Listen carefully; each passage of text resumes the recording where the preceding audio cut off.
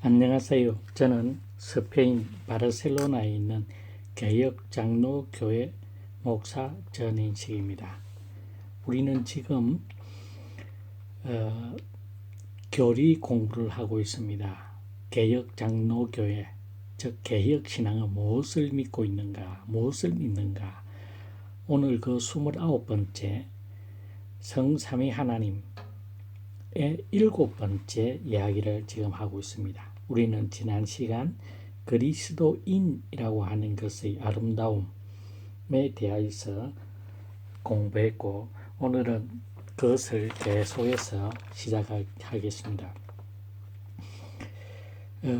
우리 주 예수 그리스도의 십자가는 하나님의 사랑 또는 아버지 하나님의 사랑의 대명사입니다. 그러므로 그리스도인들이 구별된 삶, 거룩한 삶을 살지 않으면 하나님의 불성애를 깨닫거나 체험할 수 없습니다. 기독교 강요 3권 16장 1항에 나와 있습니다. 그래서 믿음과 구별된 삶은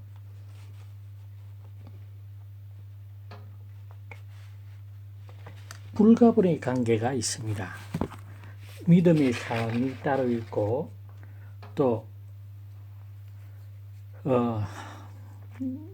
믿음과 우리의 삶이 떨어져 있는 것이 아닙니다. 믿음은 곧 우리의 구별된 삶을 의미합니다. 어떤 사람은 믿음은 있는데 삶이 엉망이다. 삶은 괜찮게 성실하고 괜찮은데 믿음은 이상하다라고 하는 것은 애당초 성경에는 불가능한 개념입니다. 그리스도인들은 이러한 삶, 믿음의 삶과 일상의 삶이 구별되어져서는 안 됩니다. 하나가 되어져야 됩니다. 그래서 믿음의 삶이 그리스도인의 삶이고 거룩한 삶이 그리스도인의 삶입니다.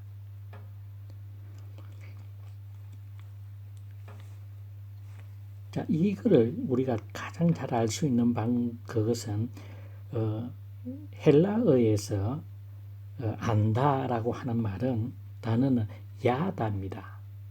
그 성경에서는 남자가 여자를 안다 이 말은 바로 부부를 이야기합니다. 그거는 체험해서 안다라는 겁니다. 여자가 남자를 안다, 처녀가 남자를 안다 라고 하든지 남자가 처녀를 안다 이 말은 다 야다라고 사용하고 있습니다. 그것은 체험으로 안다 이 말입니다. 동일하게도 신약에서도 헬라어에서도 안다라고 하는 말은 기노스코라는 단어로 사용되어집니다. 그래서 기노스코와 야다라고 하는 성경 신구약의 안다라고 하는 개념은 내가 지적으로 아는 것으로 끝나는 것이 결단코 아닙니다. 지적으로 아는 것이 나의 의지를 통해서 행동으로 나타나야 된다는 것을 의미하고 있습니다.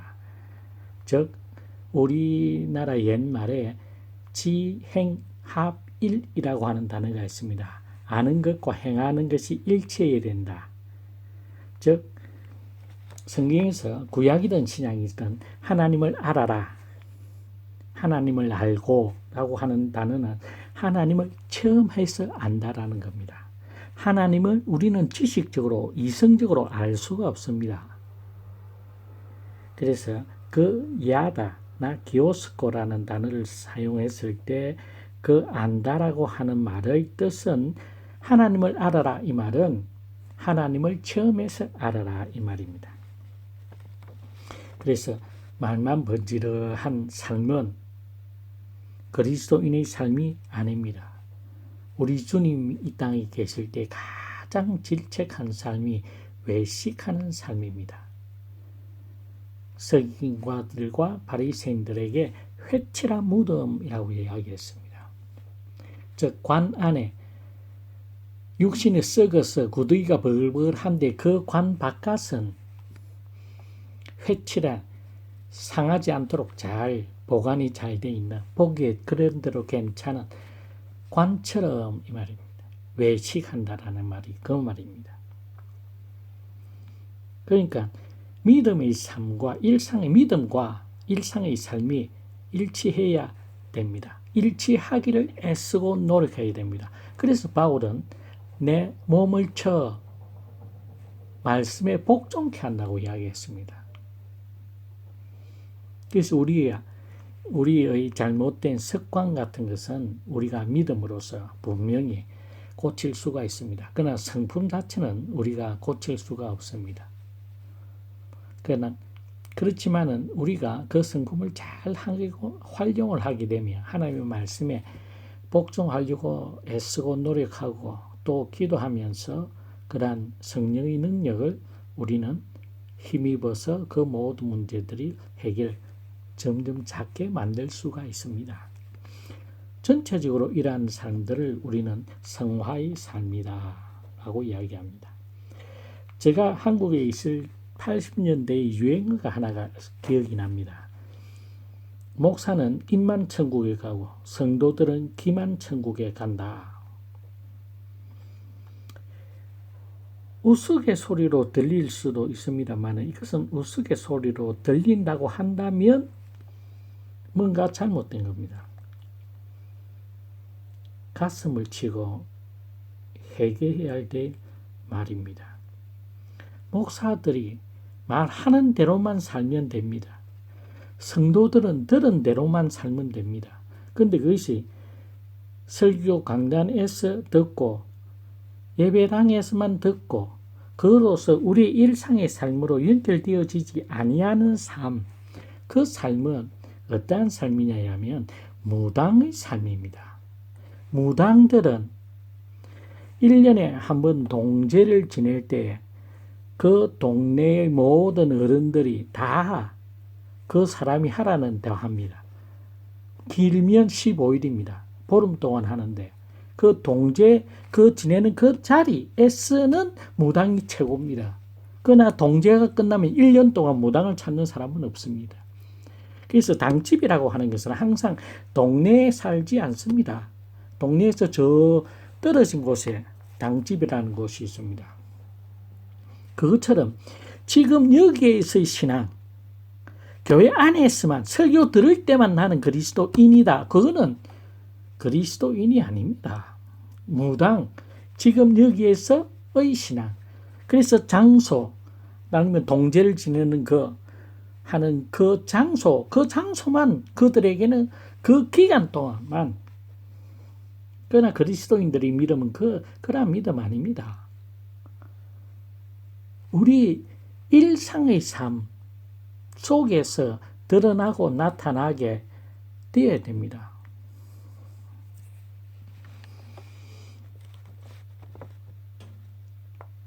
결국 목사는 임만천국에 가고 성도들은 기만천국에 간다 하는 말이 나왔다는 것 자체는 목사는 설교 강단에서는 번지리한데 자기 집에나 일상 생활을 할 때는 개차반이다 이 말입니다. 성도들도 마찬가지입니다. 예배드리 올 때는 거룩하게 작작 옷을 빼입고 오지만 하나님을 만나러 오는 것이 아니라 사교와 자기의 필요와 목적을 충족시키기 위해서 오는 걸음일 뿐입니다.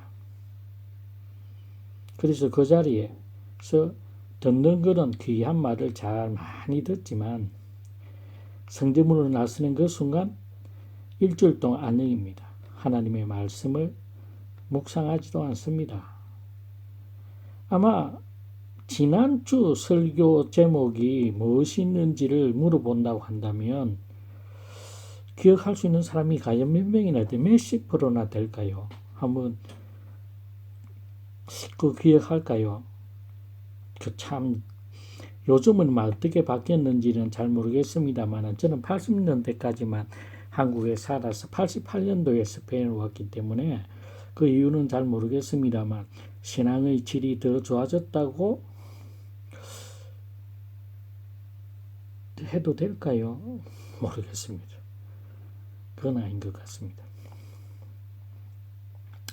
결국 그리스도인의 일상의 삶은 하나님의 부승회를 체험하는 것입니다. 즉 자기 부인의 삶이요 십자가를 지는 삶입니다. 기독교 강요 3권 7장 11항에 있습니다.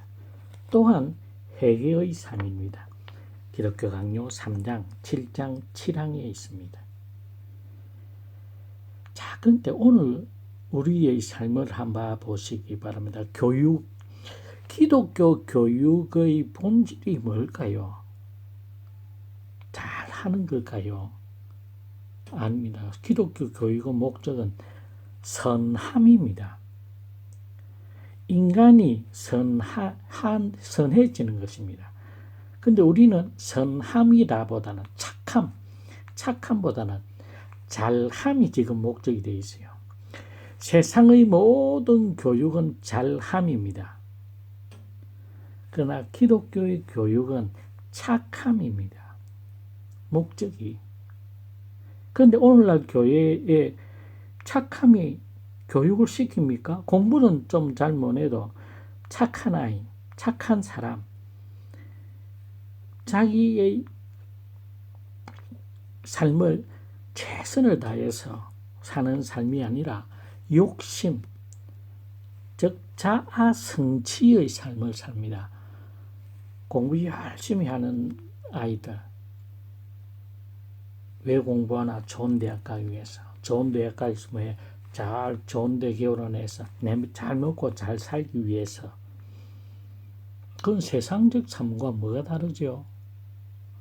기독교인의 삶은 분명히 달라야 됩니다. 다릅니다. 성경 분명히 다르다고 이야기합니다. 즉 자기 부인의 삶이라고 하는 것은 희생의 삶이요 자아 추구의 삶이 아닙니다. 근데 우리 교인들, 권사님, 목사님, 장로님, 그 자녀들 한번 봐보십시오. 착한 사람을, 착한 인간을, 착한 존재를 만들기 위해서, 착한 존재가 되기 위해서 기독교 교육이 이루어지는 것이 아니라 잘 되는 것, 그것을 한국에서는 지금 축복이라고 합니다. 이거를 다른 말로 기복신앙이라고 이야기하죠. 기복신앙이 나쁘다라는 것을 압니다. 그런데 그것이 내 자신의 문제, 내 자식이 고3 수험생이 되는 그 순간에 이것은 바뀝니다. 요즘에는 모르겠습니다. 기독교인의 삶은 아버지의 부승회를 체험하는 것인데, 아버지의 부승회를 체험한다고 하는 것은 현실적으로 자기 부인의 삶이, 즉 희생적 삶이요 십자가를 사는 삶이요 지는 삶이요 회개의 삶입니다. 자, 하나님의 자비하심이라고 하는 것은 결국은 뭐냐 이라면 하나님과 원수되어서 영원히 죽을 수밖에 없던 죄인들, 즉 창조주 하나님을 흙과 먼지로 티끌로 만드는 인간들이 하나님과 동격이 되려고 하는 반역입니다. 그래서 하나님의 뜻이 아니라 내 뜻대로 살기를 원한다. 내 원하는 대로 한다. 그래서 성경에 뭐라고 기록되어 있습니까? 세상의 것, 세상의 모든 것은 무엇이냐? 딱 육신의 정욕, 안목의 정욕, 이생의 자랑이라고 이야기했습니다. 육신의 정욕, 안목의 정욕, 이생의 자랑. 이 모든 것은 인간이 이 세상에서 만들어진 겁니다. 하나님으로부터 온 것이 아닙니다. 그래서 하나님의 자비하심을 우리가 깨닫는다라고 하는 것은 하나님과 원수되어 영원히 죽을 수밖에 없던 죄인들이 예수 그리스도의 십자가의 보혈로 정결케 씻어 우리의 죄의 용서의 근거가 되어지는 것입니다. 하나님의 자비하심이라고 하는 것은. 그리고 우리가 그 용서받았기 때문에 이제는 죄인에서 이제는 하나님의 자녀가 되는 특권입니다. 하나님의 자녀가 됨으로써 주의 백성들이 말씀을 통해서 체험해야 되는 것이 뭐냐? 하나님의 부성입니다. 즉 원수가 아닌 나의 아버지 되심을 깨닫고 이제는 원수였을 때 죄의 지배하에 살던 나라고 하는 존재가 이제는 주 예수 그리스도의 십자가의 보혈로 용서함을 받고 구속되어서 이제 내 존재 자체가 하나님의 은혜의 지배 아래로 존재 자체가 변하는 삶입니다. 변해졌습니다. 죄인에서 죽을 수밖에 없던 죄인에서 영원히 함께할 아버지라 부를 수 있는 아들로서의 삶, 그것이 무슨 삶이냐? 그게 구별된 삶입니다.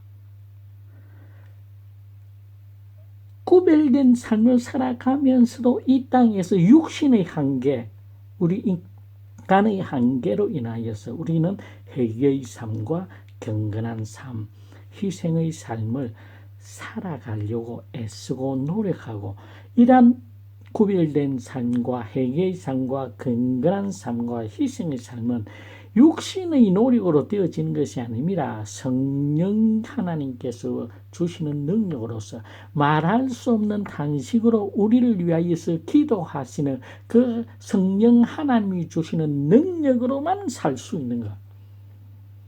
그래서 우리는 성령 하나님 앞에 이러한 회개의 삶과 구별된 삶과 경건된 삶과 희생의 삶을 살 수 있는 능력을 구하는 것, 그것이 기도입니다. 자, 우리가 이러한 삶을 살려고 노력하는 그 모든 것이 그리스도인의 복된 삶의 실체입니다. 지난 시간에 이야기했던 그리스도인, 크리스티아노스, 그리스도에게만 속한 이 말입니다. 그리스도에게 속했기 때문에 우리는 세상하고는 관계가 없습니다. 우리의 존재 자체가 주 예수 그리스도의 십자가의 보혈로 영원히 죽을 수밖에 없던 저희 지배하에서 하나님의 은혜의 지배하로 옮겨왔기 때문에 우리는 세상의 삶을 살아가서는 안 됩니다. 세상이 추구하는 삶도 살아서는 안 됩니다. 그러면 세상의 것이 무엇이냐? 세상에서 오는 것은 육신의 정욕,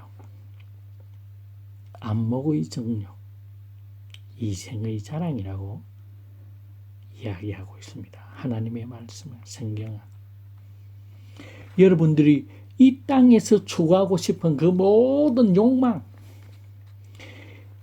우리가 눈으로 봐서 저거 갖고 싶다고 하는 그 모든 욕망, 내가 좀 성공해 보려고 하는 그 모든 명예욕, 하나님이 주신 것이 욕심이 하나님 주신 것이라고요. 택당히 소리하지 마십시오.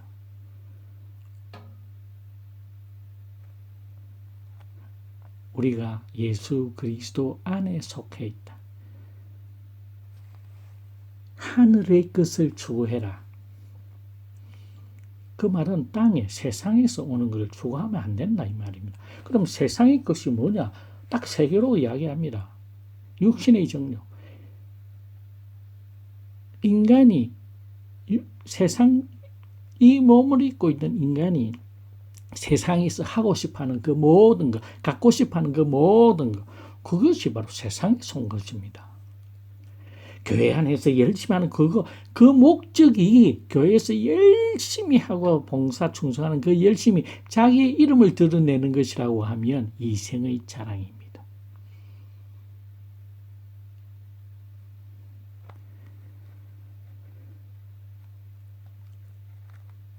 우리가 신 그리스도인이라고 하는 이 아름다운 이름, 이 별명, 그것이 의미하는 바 그리스도인이라고 하는 것. 그래서 성경에서는 하나님의 백성으로서의 삶을 살아라. 그 말은 하나님을 체험해라. 내가 항상 주장합니다. 하나님은 항상 이스라엘 민족이 민족적으로 국가적으로 반역을 할 때에도 나는 내 하나님이 되고 싶다. 너는 내 아들이 되어라. 이 말입니다.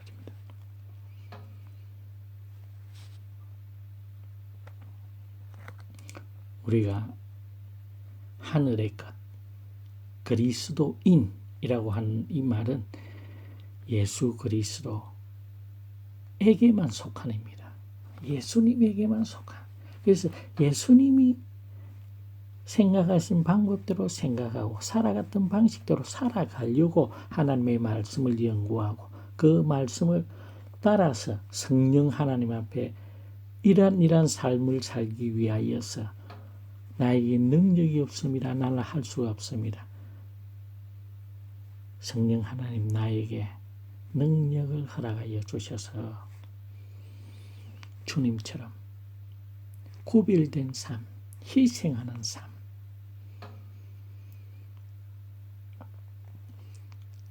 회개하는 삶을 살기를, 구별된 삶을 살기를 추구하고 또 그러한 삶으로 인하여서 예수 그리스도 안에 있다고 하는, 즉 예수 그리스도 안에 있으면 어떤 현상이 나타나느냐면 저를 가르치신 신사훈 박사님은 항상 그렇게 이야기했습니다. 이 땅에서 천국을 맛보지 못하면 천국에 갈 수 없다 이야기했습니다. 이 땅에서 천국을 우리는 맛볼 수 있어야 됩니다. 가능합니까? 예, 가능합니다. 어떨 때? 예수 그리스도 안에 있을 때. 바울 서신에 다이스만이라고 하는 학자는 엔 헤수 그리스도, 엔 헤수스, 예수 그리스도 안에, 예수 안에, 그리스도 안에 이라고 하는 이 단어가 153번 들어가 있는데 이 단어의 의미는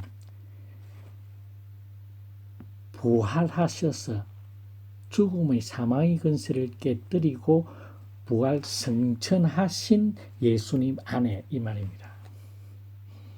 라고 다이스만이라는 학자는 이야기했습니다. 바로 그겁니다. 천국의 2대 특징이 뭐냐면 하나님의 뜻이 이루어지는 곳입니다. 천국은 100% 하나님의 뜻이 이루어지는 곳입니다. 그리고 예수 그리스도와 계신 곳입니다. 자, 저와 여러분들이 그리스도인, 예수에게만 속하면 하나님의 뜻은 자동적으로 이루어집니다. 저와 여러분의 능력이 아니라 성령 하나님의 능력으로 말미암아서. 그래서 우리는 그리스도인이 되기 위해서 오로지 자기 자신을 믿지 않습니다. 믿을 수가 없지요. 그래서 성령 충만 받은 사람이 두 가지 특징이 있습니다. 자신을 절대 믿는다고 이야기하지 않습니다. 믿을 수가 없습니다. 그 다음에 성령 충만함 받은 사람의 특징은 죄에 대한 신경질적인 예민함이 있어야 됩니다. 노처녀 히스테리 부리던 그 히스테리 같은 예민함이 있어야 됩니다. 죄에 대한. 왜? 하나님께서 가장 싫어하는 것이기 때문에 그렇습니다. 죄의 결과 사망이 왔고 그 사망의 죄의 값을 치르기 위해서 주 예수 그리스도의 십자가의 보혈이 필요했기 때문에 그렇습니다. 그래서 하나님이 가장 싫어하는 것은 죄입니다. 그 죄 중에 우리가 가장 쉽게 하는 죄 중에 하나가 뭐냐? 거짓말입니다. 근데 유명한 목사들이 설교 강단에서 입에 침도 바르지 않고 거짓말을 너무 쉽게 합니다. 그런데 그런 사람은 성령 충만 받았다 이야기할 수 있습니까?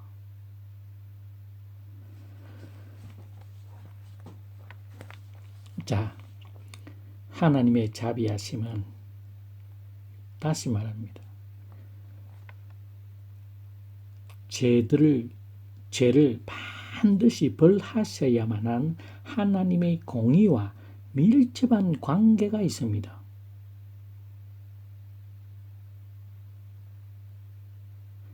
죄를 용서하시는 자비로우신 하나님은 또한 자신에 대항하여 범한 죄를 공의로 다루시기 때문에 몸과 영에 영벌을 내리셔야만 하는 공의의 하나님이십니다. 하이델베르크 교리문답 11문입니다. 공의의 하나님은 조심해야 되는데 공포의 하나님이 아닙니다. 우리가 두렵고 떨림으로를 경외한다 합니다. 경외라고 하는 단어는 두렵고 떨림으로 자녀들로 죄를 범하지 않도록 하나님이라는 의미입니다. 저 공의의 하나님은 공포의 하나님이 아닙니다. 두려운 하나님이 아닙니다. 무서운 하나님이 아닙니다. 두렵고 떨림으로, 즉 경외함으로 하나님의 자녀들로 하여금 죄를 범하지 않도록 하시는 하나님이라는 의미입니다. 그래서 죄에 대한 형벌은 반드시 이루어져야 됩니다. 왜? 하나님은 공의의 하나님이시기 때문입니다. 그 공의의 하나님과 자비의 하나님이 분리되어지는 것이 아닙니다. 상호작용을 하게 되어집니다. 그래서 주 예수 그리스도 십자가의 사랑으로 대표되어지는 하나님의 자비하심은 죄를 완전히 멸하셔야만 되기 때문에, 즉 그것은 하나님의 공의로우심에 만족시켜야 되기 때문입니다. 이 두 가지가 항상 함께 갑니다. 하나님의 자비하심, 사랑은 풍성하신데 죄에 대해서는 아무 감각이 없는 하나님은 성경이 말하는 하나님은 아닙니다. 그런 하나님이 그런 신이 있을 수는 있을 수 있습니다. 이론적으로 다른 종교에서. 그러나 성경의 하나님은 그렇지 않습니다. 성경의 하나님은 사랑, 즉 자비하심이요, 또 죄에 대해서는 반드시 벌을 주셔야만 된 공의의 하나님입니다. 죄에 대한 형벌은 반드시 이루어져야 합니다. 왜냐하면 하나님의 공의의 하나님이기 때문입니다. 하지만 인간 스스로는 죄의 무게와 깊이를 감당할 수 없기에 하나님의 자비하심이, 즉 주 예수 그리스도의 십자가의 사랑으로 나타나신 것입니다. 그래서 죄의 저주, 영원히 범죄한 자들이 영원히 받아야 할 그 죄의 저주, 즉 하나님의 진노의 잔, 공의의 하나님의 진노의 잔을 그분이 주 예수 그리스도가 몸소 나 대신 담당하셨다는 의미입니다. 성자 하나님께서 친히 먼지 같고 티끌 같은 인간의 몸을 입으시고 성육신하심으로 인해 하나님의 공의를 해결하셨습니다. 그분이 인간이 되셔서, 즉 율법 아래 태어나셔서 우리의 중보자가 되셨기에 하나님의 공의는 완전하게 만족되셨습니다. 그래서 우리가 죄인에서 하나님의 자녀로 죄의 지배하에서 영원히 죽을 수밖에 없는 자들이 하나님의 은혜의 지배하에서 영생을 선물받게 되어졌습니다. 왜? 그것은 하나님의 공의가 만족되셨기 때문입니다. 웨스트민스터 신앙고백 8장 5항에 나타나고 있습니다. 왜 주 예수 그리스도가 대속의 중보자야만 되는가는 이것도 참 재밌는 겁니다. 왜 예수 그리스도가 대속의 중보자여야 되는가는 성자 하나님께서 창조의 중보자이시기에 대속의 중보자가 되실 수밖에 없다. 하나님의 지혜로우심입니다. 창조의 중보자이시요. 그러기에 또 대속의 중보자 되십니다. 이 하나님의 지혜는 우리 이성으로 이해될 수 없는 신비에 속합니다. 그래서 우리는 흔히 믿으라 이야기합니다. 그런데 그 믿으라 하는 그것이 내가 믿고 싶다고 해서 믿어지는 것이 아닙니다. 성령이 우리의 마음을 감화시키셔서 믿어지게 하는 겁니다. 이것 또한 성령의 사역입니다. 왜 예수 그리스도가 대속의 중보자여야 되느냐? 필연적인 무슨 이유가 있느냐? 예, 있습니다. 성자 예수님께서 창조의 중보자이셨기 때문입니다.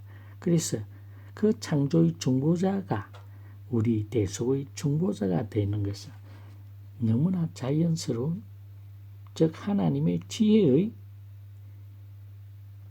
발로이십니다. 중보자이신 성자 하나님께서 우리를 위해 속죄 제물이 되심으로 우리의 죄를 담당하셨습니다. 죄에 대한 모든 형벌을 받아야 죄사함이 있을 수 있기 때문에 스스로 인간으로 오셔서 죄의 또 율법 아래에 오셔서 그 율법을 성취하셨습니다. 죄의 형벌을 한 예수님께서 직접 짊어지셨습니다. 이것은 예수 그리스도의 십자가에 보혈은 하나님의 공의를 세우시기 위함이요. 또 우리를 위하여서 대속의 십자가의 대가는 나의 하나님 어찌하여 나를 버리시나이까. 엘리 엘리 라마 사박다니라고 하는 나의 하나님 어찌하여 나를 버리시나이까. 우리의 죄가 예수 그리스도의 보혈이 아니고서는 용서함을 받을 수 없다라고 하는 사실입니다. 죄는 이 정도로 깊고 심각한 것입니다. 우리가 너무 쉽게 회개하면 된다. 너무 쉽게 생각합니다. 제가 지금 이야기하는 것은 대한민국 형법에 나타나고 있는 그런 죄 아닙니다. 모든 죄는 하나님에 대한 반역입니다.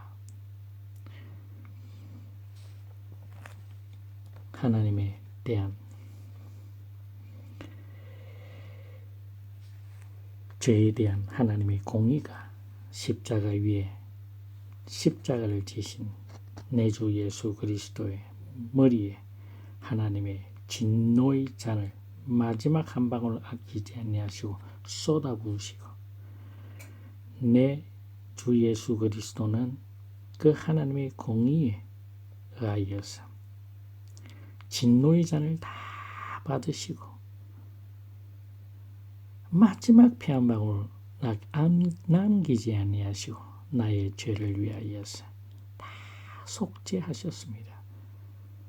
이것을 성령 하나님이 나의 마음을 감동시켜서 내가 입술을 벌려 내 주 예수 그리스도가 나의 유일한 구속자요 대속자이기 때문에 나는 그 주 예수 그리스도를 나의 구주로 고백하고 그와 함께 살길 원합니다.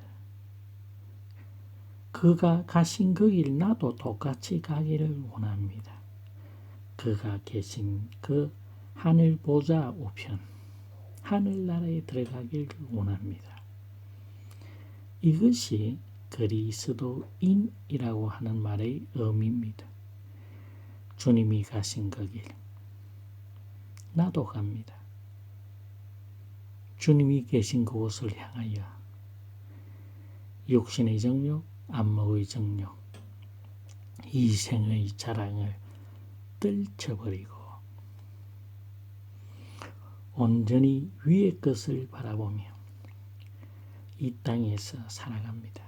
그리스도인의 의미는 비록 우리의 발이 이 땅을 밟고 살아가지만 우리의 마음은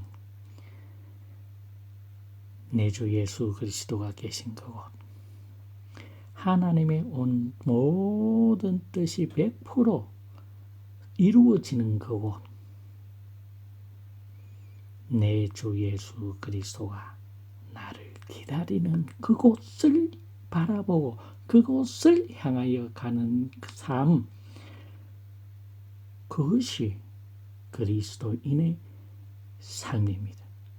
또 다른 말로 성화의 삶입니다. 이 길 외에는 다른 길은 없습니다.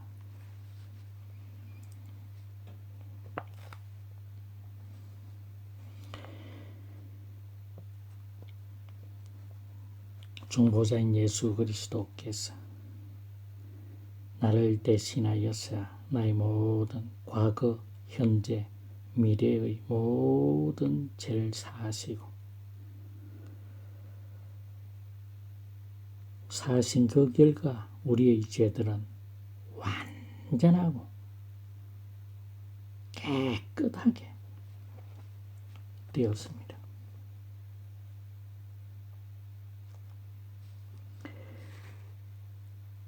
그래서 우리의 죄들이 이제 하나님의 눈앞에 예수 그리스도의 십자가의 보혈로 우리를 머리부터 발끝까지 정결하게 씻겨서 그 보혈로 말미암아서 우리의 죄가, 즉 예수 그리스도의 의가 우리를 완전히 감싸기 때문에 마치 우리가 죄 없는 자처럼 십자가의 보혈의 의가, 예수 그리스도의 의가 바로 나의 의가 되었습니다. 즉 예수 그리스도의 의가 주의 백성들에게 전가되었습니다. 그래서 우리가 의롭다고 선포되어진 겁니다. 선언되어진 겁니다. 그것이 칭의라고 합니다. 의롭다고 하나님께서 선언하신 겁니다. 왜? 예수 그리스도의 십자가의 보혈 때문에. 그래서 예수 그리스도의 십자가의 의의 전갈한 예수 그리스도의 순종이 우리의 순종으로 여겨졌다는 의미입니다. 기독교 강요 3권 11장 10항과 23항에 기록되어 있습니다. 하나님의 공의는 공정하게 행해져야 됩니다. 또 그분의 무한한 위엄에 대항하여 범한 우리의 죄들이 이 시대만 아니라 오는 시대로 몸과 영으로 형벌을 요구합니다. 그것이 만족하게 해결되어지지 않으면 타락한 인류는 그분의 진노로부터 영원토록 벗어날 수가 없습니다. 그래서 중보자가 필요한 이유는 인간으로서 하나님의 공의를 만족시킬 수 없기 때문입니다. 기독교 강요 3권 12장 1항에 기록되어 있습니다. 이 세상의 모든 사람의 의를 다 합해도 하나님의 공의의 저울을 0.1 눈금이라도 움직일 수 없습니다. 그래서 하나님의 공의를 만족시킬 분이 요구되는데 바로 중보자 대신 성자 하나님이십니다. 하나님 스스로 인간이 되셔서 하나님의 공의를 만족시켜야만 한다는 것입니다.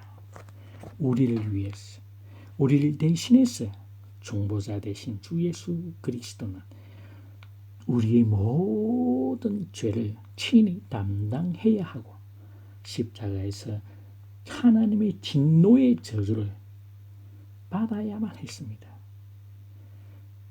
그러므로 말미암아서 하나님의 공의는 우리에 대해 만족하시게 됩니다. 바로 공의가 이루어진다는 것입니다. 노르트 신조 2장 2항에 기록되어 있습니다.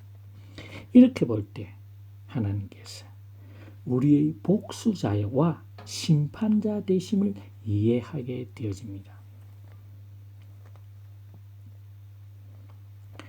시편 94편 1절 2절에 여호와여 복수하시는 하나님이여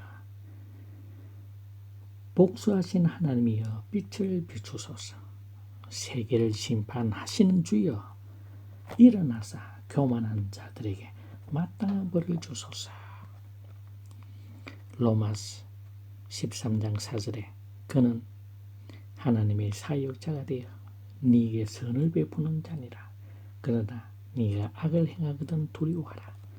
그가 공연히 칼을 가지지 아니하셨으니 곧 하나님의 사역자가 되어 악을 행하는 자들에게 진노하심을 따라 보응하는 자니라. 두 번째 로마서에 그는 국가가 형벌권을 가지고 있다라고 하는 것에 대한 설명입니다. 그래서 원수에 대한 복수는 원수 갚는 일은 하나님에게 속한 것이니 너희가 어떠한 일을 당해도 너희들은 우리 인간에게는 복수 즉 원수 갚음에 대한 명분이 없습니다. 하나님께서 원수는 갚아주신다. 또 죄인에 대한 그 모든 것들은 하나님께서 보수하시는 하나님, 복수하시는 하나님입니다. 하나님, 복수는 하나님 앞에 하나님의 권리입니다. 또 로마서 13장 4절에서는 그 하나님의 그 복수의 복수할 수 있는 권리를 국가에게 허락함으로써 형벌로서 사법제도가 생기게 되어졌다라고 보시면 됩니다. 성경에는 억울한 일을 당하거나 악인의 형통, 의인의 불행의 모습을 볼 때 시편 저자들은 하나님께 자기의 심정을 토로하는 것을 볼 수 있습니다. 그들은 하나님이 공의로우신 분임을 알고 하나님께서 자신의 복수자와 심판자가 된다는 신앙을 고백했습니다. 즉 거인들, 즉 하나님의 자녀들은 하나님의 복수와 심판을 기대해야만 합니다. 우리는 복수할 권리가 있는 자들이 아닙니다. 설령 불의를 자행하는 자들을 직접 심판하고 벌을 내리고 싶더라도 우리는 참아야 됩니다. 왜? 그것은 우리의 역할이 아닙니다. 하나님만이 심판자이요 하나님만이 보수자이기 때문입니다. 그분의 심판은 정명공대합니다. 그래서 우리 억울한 모든 것들을 다 소멸시켜 주시기 때문입니다. 그러나 인간이 나서서 원수를 갚게 되면 그 원수를 갚는 것이 고리가 연결되어서 끝없이 진행될 수밖에 없습니다. 하나님, 전능하신 하나님, 공의의 하나님은 바로 심판자 되십니다. 그 심판자임을 기억할 때 우리는 인내할 수가 있습니다.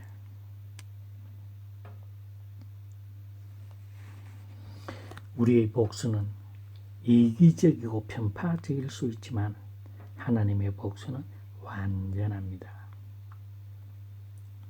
그래서 시편 98편 9절 하반절에 보면 저가 의로 세계를 판단하시며 공평으로 그 백성을 판단하시리로다. 또 시편 96편 13절 저가 의로 세계를 판단하시며 진실하심으로 진리로 진정으로 백성을 판단하시리로다. 사악한 자들 우리 눈에 보면 현재는 악한 자들 더 잘되고 더 복받고 그 모든 일들이 거침없는 것처럼 보입니다.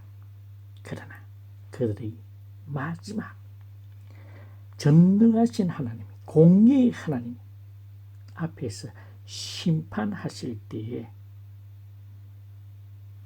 명명백백하게 드러날 것을 믿습니다. 왜? 하나님은 공평하신 하나님이기 때문입니다. 공의의 하나님이기 때문이겠습니다. 그래서 하나님 손에 맡기고 국가의 권력에 우리의 원수갚음을 맡겨야만 됩니다. 아무리 억울하고 아무리 원통한 일이 있더라도 우리는 인간은 원수 갚는 자가 아닙니다. 원수 갚는 것은 우리의 권리가 아닙니다. 하나님의 권리입니다. 그들이 아무리 악한 자가 범죄자가 잘 되고 너무 평안하게 모든 것이 잘 되어가는 것처럼 우리 눈에 보일 수 있습니다. 순간적으로. 그러나 그 마지막 그들은 반드시 하나님 앞에 심판을 받게 되어 있습니다. 그 심판하실 하나님, 즉 공의의 하나님 때문에 주의 백성들이 큰 위로를 받을 수가 있습니다. 기독교 강요 1권 6장 7항에 기록되어 있습니다.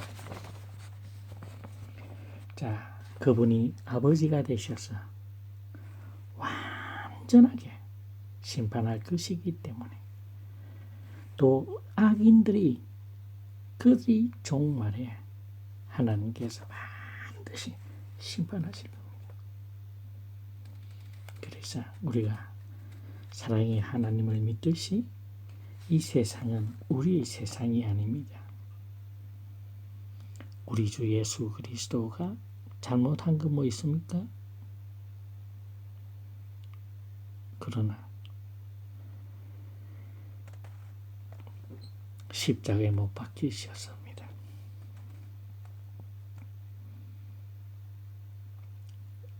하나님의 진노의 잔, 죄에 대한 진노의 잔을 친히 감당하심으로 말미암았어. 하나님은 공의로우심을 증명하셨고 주 예수 그리스도로 말미암아서 우리 대속자가 되심을 그 크신 하나님의 사랑을 우리는 또 체험하게 되어집니다. 하나님의 공의로움 단 한 명도 예외 없이 모든 악한 자들을 마지막 날 하나님께서 가장 공평하게 심판하실 겁니다. 그래서 이 땅에서 고난받을 때에 주의 백성들이 큰 위로를 받게 됩니다. 카타콤의 순교자들 보십시오. 200년 동안 로마의 10명의 황제들에게 핍박받았던 그 200년의 세월을 그 주의 백성들이 큰 위로를 받고 마음의 평정을 유지하지 할 수 있었던 이유는 하나님의 공의로우심을 믿었기 때문입니다. 그 하나님의 공의로우심은 주의 백성들에 대한 하나님의 자비하심으로 표현되어집니다. 그래서 사랑의 하나님과 공의로우신 하나님은 결코 떨어져서 다니지 않습니다. 항상 함께 하십니다. 죄에 대한 진노와 죄의 백성에 대한 불꽃 같은 눈동자로 지키시고 보호하여 주시는 그 하나님의 사랑과 공의로움은 항상 함께 합니다. 오늘 우리들의 설교 현장에서 보면 하나님의 사랑에 대해서는 너무 많이 이야기합니다. 그러나 공의에 대해서는 이야기하지 않습니다. 그것은 기독교의 설교가 아닙니다. 반드시 사랑의 하나님을 전했으며 공의의 하나님이 반드시 설명되어져야 됩니다. 그것이 바로 십자가입니다.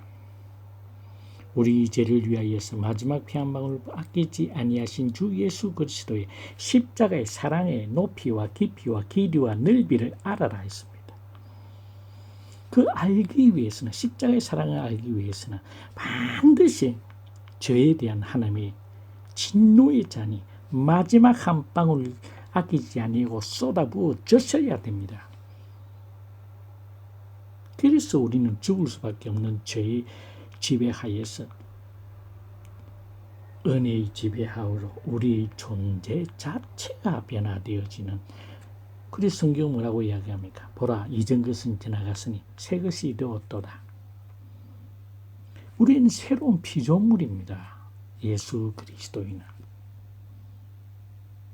하나님의 십자가는 하나님의 죄에 대한 심판과 그 죄를 감당할 수 없는 인간들을 위한 하나님 스스로가 먼지 같고 티끌 같은 육신은 일범으로 말미암아서 그 머리 위에 쏟아부으시는 죄에 대한 하나님의 공의의 진노의 잔 쏟아부으실 때 마지막 한 방울 아끼지 아니하셨고 온전히 하나님의 공의가 이루어진 그것이 바로 상징이 십자가입니다. 하나님의 사랑과 십자가 아래에서 하나님의 사랑만 주장한다면 그거는 기독교의 십자가가 아닙니다. 십자가 앞에서는 죄에 대한 공의와 그 죄를 감당할 수 없는 인간을 위하여서 대신 하나님의 공의를 만족시켜 주시는 내 주 예수 그리스도의 사랑의 넓이와 높이와 깊이와 길이를 깨달아 되는 것. 그렇게 됨으로써 우리는 하나님의 공의와 하나님의 자비로우심을 체험하게 되어지고 십자가를 잘 묵상하십시오. 십자가를 묵상하십시오. 그래서 십자가의 그 주님의 나를 위한 사랑의 크기가, 그 높이가, 그 길이와 그 넓이와 그 깊이를 깨달아 알아라고 이야기하고 있습니다. 십자가의 사랑을 알아라. 기노스코라는 단어로 되어 있습니다. 체험하라 이 말입니다. 그렇게 되어진다면 우리가 십자가의 사랑을 체험하고 그 사랑의 낭만적인 감상적인 것이 아닙니다. 실체적입니다. 십자가 아래에서 죄의 깊고 깊은 하나님이 가장 싫어하신 것이 죄라는 사실을 분명히 인식하시고 그 죄를 나의 죄를 과거, 현재, 미래의 모든 죄를 위하여서 예수 그리스도께서 마지막 피 한 방울 남기지 아니하시고 다 쏟아 부으셨기 때문에 하나님의 공의와 하나님의 사랑이 이제 영원히 죽을 수밖에 없었던 나를 영원히 하나님과 거하게 하는 영생을 허락하여 주시는 은혜의 지배하로 나의 존재 자체가 변하였고 성경은 이전 것은 지나갔으니 보라 새 것이다. 새로운 피조물로서 우리는 회복되었음을 고백하는 것. 이것이 그리스도인의 삶입니다. 오늘은 여기까지. 다음 주는 하나님의 선하심에 대해서 공부하겠습니다. 우리 주 예수 그리스도의 품 안에서 행복한 하루하루, 행복한 시간, 행복한 분초가 되시기를 기도합니다. 감사합니다.